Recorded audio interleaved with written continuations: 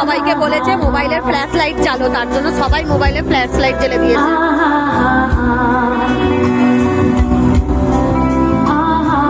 ঘরে বসে সারা দুনিয়ার সাথে যোগাযোগ, আজ হাতের মুঠোতে ঘুচে